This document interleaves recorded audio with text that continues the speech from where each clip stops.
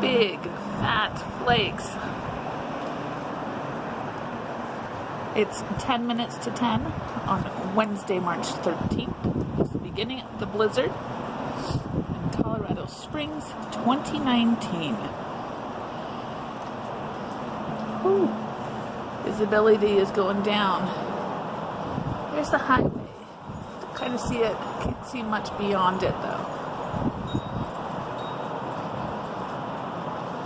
This is just amazing. The flakes are huge. Look at that.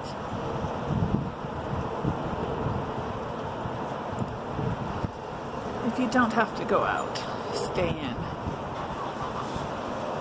Because really, this is not going to be good. Stay safe and warm.